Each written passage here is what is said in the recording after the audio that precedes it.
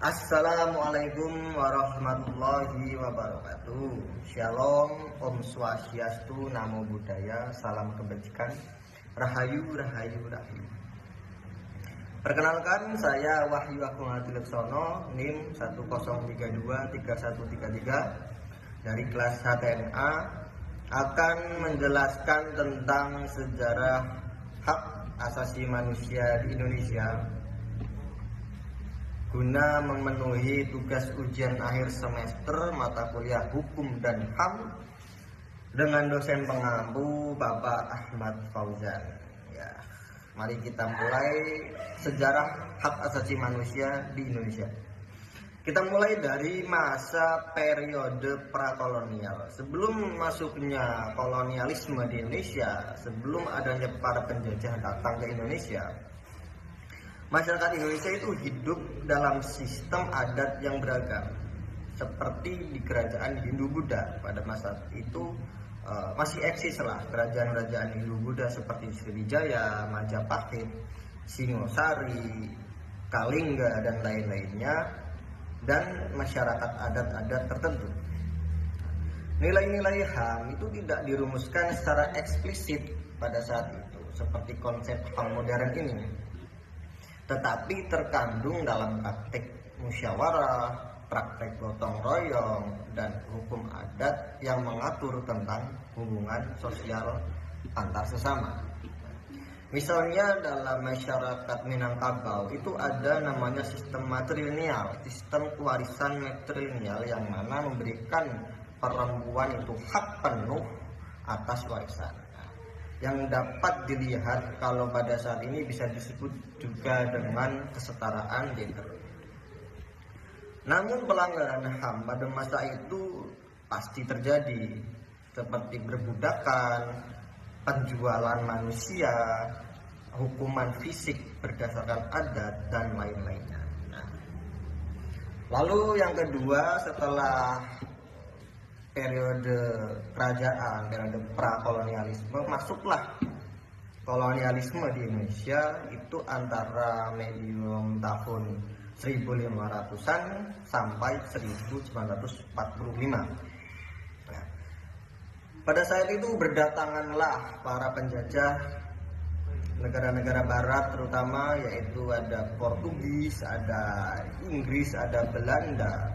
Mereka membawa sistem eksploitasi ekonomi di masyarakat Nusantara yang merugikan hak asasi manusia masyarakat lokal.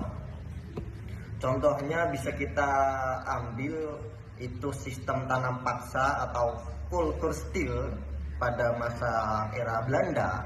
Mereka memaksa petani untuk menanam komoditas ekspor tanpa upah yang layak. Jadi petani Nusantara ini diwajibkan untuk menanam kopi, menanam cengkeh, menanam tembakau, yang mana hasilnya itu akan diekspor oleh VOC pada saat itu. Nah, ini kan menyebabkan kemiskinan, menyebabkan pelanggaran hak ekonomi, yang mana mereka hanya diwajibkan untuk menanam tetapi tidak diberi upah yang layak. Pada saat itu kebebasan beragama juga dibatasi, yang mana para penjajah ini datang dengan tujuan 3G pada saat itu, yaitu God, Glory, Gospel. Nah, Gospel ini mereka menyebarkan agama Nasrani pada saat itu, yang mana ini menjadi pembatas bagi umat-umat Islam untuk menyebarluaskan agamanya, atau istilahnya kesetaraan beragama ini dikekang pada saat itu. Karena penjajah seringkali memaksakan nilai-nilai Nasrani kepada pribumi lokal. Namun penjajahan pada masa itu bisa dilawan, contohnya seperti perang Diponegoro tahun 1820-an sampai 1830-an itu, bahwasanya masyarakat pribumi itu sadar bahwa masyarakat itu perlu memperoleh hak kemerdekaan atau hak keadilan, atau dalam istilahnya itu istiqlal dalam bahasa Arab. Nah, setelah periode kolonial antara medium 1500-an sampai 1945, masuklah kita ke masa Orde Lama tahun 1945 sampai 1966. Jadi setelah proklamasi 17 Agustus 1945, UUD 1945 ini menjadi konstitusi yang mengakui HAM seperti hak atas kemerdekaan itu diatur dalam pasal 28 dan HAM tentang kebebasan beragama yang diatur pada pasal 29. Namun implementasi HAM ini terhambat oleh perang kemerdekaan antara Mei 45 sampai 49 karena pada saat itu Belanda melakukan agresi militer. Nah, yang menyebabkan pelanggaran HAM seperti eksekusi tanpa pengadilan, terus pada saat itu terjadi pembunuhan dan lain-lainnya pada medium perang kemerdekaan. Pada era Orde Lama, Presiden Soekarno ini kan menerapkan demokrasi terpimpin yang membatasi kebebasan berpendapat dan pers, karena bebasnya pers dan bebasnya pendapat ini dianggap mengancam stabilitas ekonomi, stabilitas politik. Ya, contohnya bisa diambil seperti pemberontakan PKI di Madiun tahun 48 dan konflik-konflik di daerah, di regional. Ini kan berarti menunjukkan bahwa pada saat itu pelanggaran HAM masih banyak terjadi dalam bentuk kekerasan politik. Nah, setelah pada masa Orde Lama, masuklah kepada masa Orde Baru. Pada saat itu dipimpin oleh Presiden Soeharto.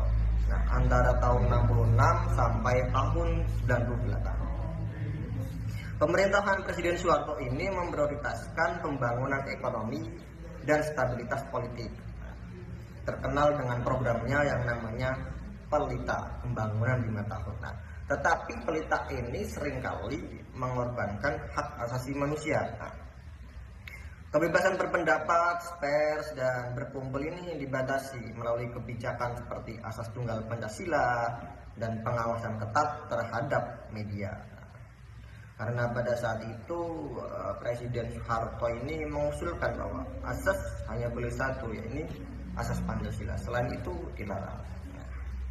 Contoh pelanggaran HAM pada saat masa Orde Baru yaitu tragedi tahun 65 sampai 66. Terjadi pembantaian massal terhadap anggota atau simpatisan Partai Komunis Indonesia dengan perkiraan jumlah korban itu mencapai 500.000 sampai 1 juta korban yang biasa diperingati sebagai G30 SPKI. Selanjutnya ada operasi militer di Aceh, di Papua, dan Timur. Nah, pada saat itu kan daerah-daerah ini menginginkan kemerdekaan. Dan pada saat itu militer dikerahkan oleh pemerintah untuk meredam. Dalam bahasa halusnya itu meredam. Yang mana dalam peredaman itu ada juga penyiksaan, penghilangan paksa, dan eksekusi ekstrajudisial.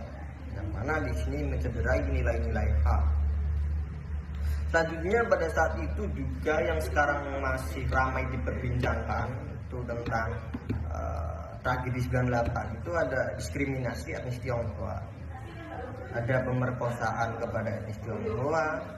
Itu pada saat itu dengan sejarah yang kami pahami, yang kami tahu, itu ada pembatasan budaya dan hak sipil seperti pelarangan penggunaan nama Tionghoa. Maka dari itu banyak tuh nama-nama orang etnis Tionghoa itu ada nama Jawanya atau nama Indonesianya, dan sekarang pun sepertinya masih ada.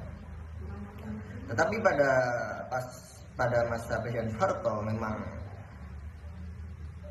terjadi kemajuan ekonomi yang meningkat dan hak atas pendidikan, kesehatan juga pada saat itu lumayan baik daripada sebelum-sebelumnya. Sekarang pada era reformasi tahun 98 sampai sekarang. Jadi reformasi ini menjadi titik balik bagi perkembangan hak asasi manusia di Indonesia. Beberapa kemajuannya yaitu ada pembentukan Komisi Nasional Hak Asasi Manusia itu tahun 1993. Itu tugasnya itu berperan untuk menyelidiki pelanggaran HAM, mengatur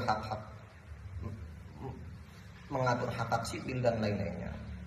Lalu ada juga terbitnya Undang-Undang Nomor 39 tahun 1999 yang mana mengatur hak-hak sipil, politik, ekonomi, sosial, dan budaya.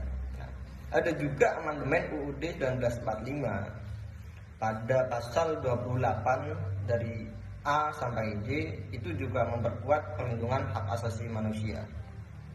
Ada juga ratifikasi konvensi nasional seperti ICCPR itu hak sipil dan hak politik, dan ICASCR hak ekonomi, sosial, dan budaya.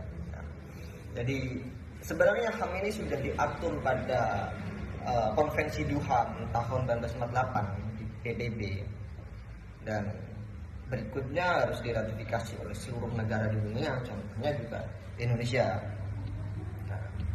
Namun tantangan hak asasi manusia ini kompleks ya, sangat banyak sekali, seperti penyelesaian kasus tahun 65 itu belum selesai sampai saat ini, terus Tanjung Priok, Talang Sari, terus ada juga misteri kematian aktivis HAM Munir Said Talib, itu sampai saat ini juga kasusnya belum terpecahkan. Nah, ada juga diskriminasi terhadap kelompok minoritas seperti aliran-aliran Ahmadiyah, Syiah, dan komunitas adat itu belum sepenuhnya terjamin oleh hak asasi manusia. Kekerasan berbasis agama dan penegakan hukum yang lemah terhadap pelaku intoleransi juga sepertinya masih terjadi pada saat ini, yang mana kaum minoritas ini masih banyak juga yang tertindas oleh kaum mayoritas. Jadi seperti itulah sejarah hak asasi manusia yang ada di Indonesia. Setelah ini ada episode kedua. Terima kasih. Wassalamualaikum warahmatullahi wabarakatuh.